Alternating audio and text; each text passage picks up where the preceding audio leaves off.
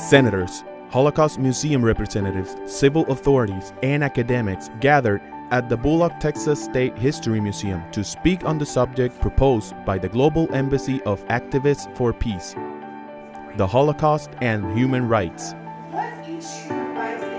The opening of the interventions was given by the executive president of the GEAP with his lecture, Lessons in Human Rights That Were Left by the Nazi Holocaust for This Time, where he affirmed that Hitler attempted against the life of the Jews because he intended to completely exterminate the physical body, spirit, and soul of the Jewish population. By forcibly removing them and by submitting them to precarious living conditions and forced labor in different camps, just like by assassinating and gassing them, he physically attempted against the body of the Jewish people by excluding them, denying them the expression of their identity, by changing their names for a number. He dehumanized them.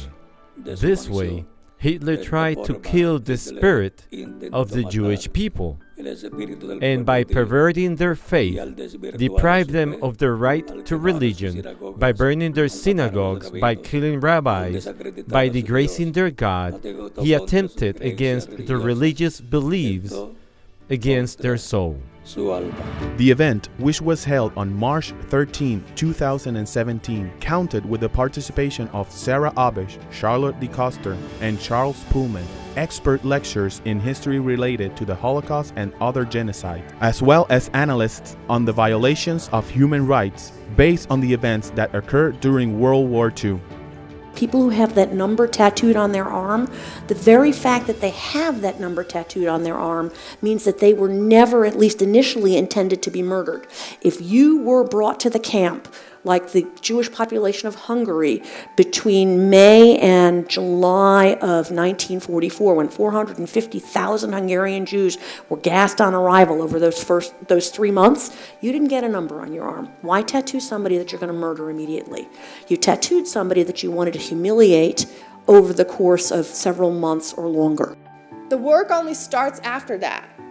It is from here that we use these tools, they're basic tools, and move forward from that. This is where we educate the world who has those human rights, where the International Criminal Court steps in and uses the Convention against genocide and bring those who do commit genocide in this world to court. Charles Pullman stated the current signals of the world by comparing them to the factors that gave way to the Nazi Holocaust and made a call to reflection and expectation. I will offer to you in my conclusion that what is genocide and what are the stages is only the first step.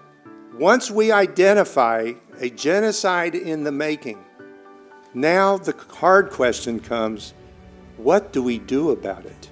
Now that we see it occurring, who will stand to stop it?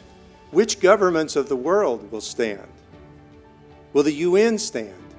The tragedy of the Holocaust meant the death of millions of human lives and symbolized the birth of human and universal rights.